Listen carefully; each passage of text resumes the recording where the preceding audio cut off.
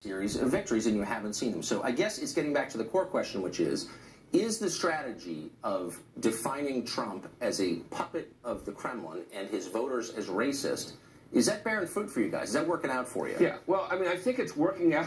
First of all, I put the racist stuff aside, okay? Well, it's kind of hard to do that since your last candidate called them racist, and every Democratic leader since then has called them racist, so clearly it's not working, is it? We'll find out when this Russia investigation is over whether or not he engaged in treasonous behavior or it was merely his campaign staff, because what the FBI director has said is that's what's under investigation. Wait, so you're still going with that treasonous behavior? Well, we know that. I mean, that's by definition. So I didn't even want to go here because I like you and I didn't think you really believe that. It's hard to tell whether it's a talking point or whether it's a symptom of something. No. But so here you have a president who has moved the United States into real conflict with Russia by bombing Syria, and the Russians themselves are saying we've never been closer to war in the past 20 years. Right. That's what collusion looks like?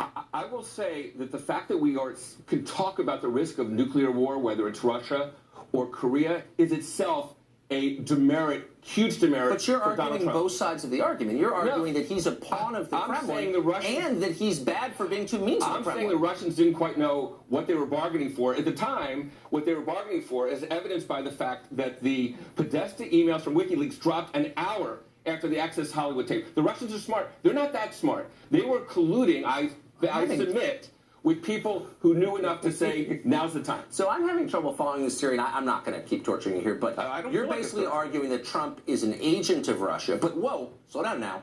Now he's a double agent working against Russia. Is that how the conspiracy... I don't watch MSNBC, so I'm not sure the details, but you tell me. Is that what you're arguing? I'm saying that at the time, when he was saying all these very smoochy things about Putin, they thought they were going to get somebody that was very much in their corner. What they've gotten is somebody who's rather unpredictable, who's scaring other world leaders to death, whether they're typically on our side or not. So your theory is silly. So what you're saying, I mean, look, I mean, that's totally fair, but he can't be both. He can't be both a pawn of Russia and an opponent of Russia, I would say. But let me just ask, is somebody going to rethink, look, let's be totally honest. The Democratic Party represented the middle of the country for generations, working people. It no longer does. It's hostile to them, and it's openly hostile. And that's not working. You're losing elections that you should win. Yeah. Is anybody in the party looking at that squarely in the face and saying, we got to fix this? Yeah. And who are these people who are thinking about it?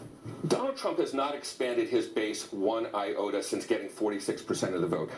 Remember, the people who run against him got 54. It seems to me that this White House... That was enough. It barely was enough by 0.3, by 0.4, by 0.7 in Wisconsin, Michigan, and Pennsylvania. Great. Are you going to predicate a re-election strategy on the fact that, again, you're going to have a Jill Stein and a Gary Johnson? You're missing it. No matter how weak the president may be, no matter how weak he was as a candidate, and you could argue, he made some missteps as a candidate, some real ones. And lost by 3 million votes. He still won the presidency. Now, you can try to pretend that it's not real because he didn't win the popular vote, but it's entirely real constitutionally. Absolutely. And he sits in the Oval Office and Hillary doesn't. Absolutely. So you can be a weak candidate and win if you're running against someone weaker.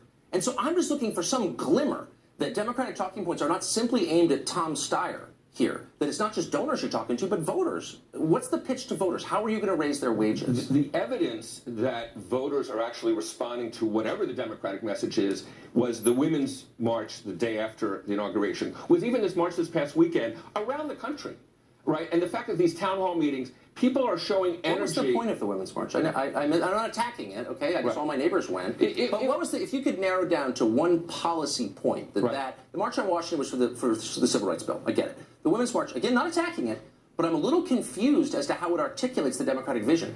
Donald Trump demeaned women. I'm putting Access Hollywood aside.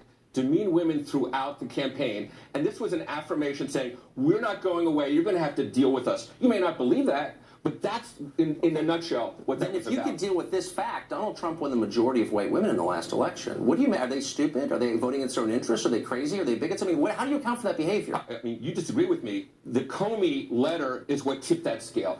No question. I think there are a lot of people, they didn't like Hillary. I thought it was the Russians. They didn't, Comey... Is he working for the Russians? The fact of the matter, well, he ultimately was in sync with them. I don't think he was working for them. Comey was in sync with the Russians? I'm just saying. The fact this is getting too big No. Okay. The Russians did what they did, right, through WikiLeaks, which Trump trumpeted until the other day when he said he didn't think maybe they should be investigated. Okay. And then the Comey letter, absolutely. But were they working in concert? Of course not. No, but you're the one who alleged. I said and was the Trilateral Commission part of this? In parallel. Okay. The fact that the Comey letter unquestionably is what sold it. But at some point, actual voters had to cast actual votes based on what they perceived to be their self-interest, and the majority of white women voted. It's a big group. They voted against Hillary Clinton. Absolutely. And so my question is why? Until you know why, you can't really kind of progress. Is it because they're just bad people? That seems to be the Democratic message. We don't want you if you voted for Trump because you're morally impaired. Is that what you're saying? I think the fact of the matter is, the Hillary Clinton campaign and Hillary herself did not do a good enough job putting forward an affirmative message,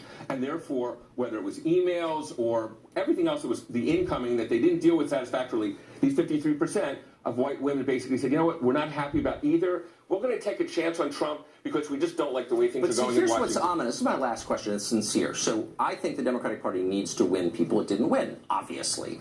And a lot of them are in the middle of the country. They're more traditional. They may be liberal in economics, but they're not super liberal on the social issues. Tom Perez, the leader of your party, just announced today that people who oppose Roe v. Wade, pro-lifers, are not welcome in the Democratic Party. Only, apparently, secular lifestyle liberals are now welcome. Why would he say something like that? I can't explain it. Because the fact of the matter is, you've got leading Democrats like Bob Casey who just simply don't subscribe to that. And I don't think anybody's looking to do anything other than to glorify Bob Casey for being pro-life, but being a smart, sort of firm, committed Democrat, lifelong Democrat. So maybe if your whole party is dependent upon money from, like, the abortion lobby, you have to kind of sing their tune. Is that maybe part of the problem? Even Nancy Pelosi today in an interview said that the Democratic Party welcomes people who happen to be pro-life. I mean, it's not where she comes out, but she's saying we want them. Remember when Ron... No, but not people. That's not what she said. She did not say people who disagree with the Roe v. Wade decision, which 40 years later is still controversial for good reason. They're not people of good faith, too. You can't say, I think Roe v. Wade was wrongly decided, and be a Democrat. That's what the leadership of your party is saying. Well, again, the fact of the matter is they're not showing Bob Casey and others like him the door. They welcome people like that. The fact of the matter is the challenge will be, they do. By attacking him. It's very clever. Yeah, well, be that as it may, I think they're going to show his support when he runs for re-election in 2018. I think that will be the answer to your concern. Richard, you're a great man. Thanks for coming. My pleasure. Thanks for having me.